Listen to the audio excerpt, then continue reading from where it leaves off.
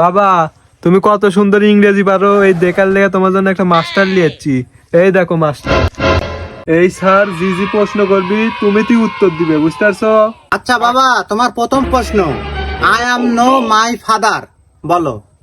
আমি না, আমার আব্বা। হ্যাঁ আমি তো প্রশ্ন কাছে তুই উত্তর দিব, আমার কিসের লেগে করছু?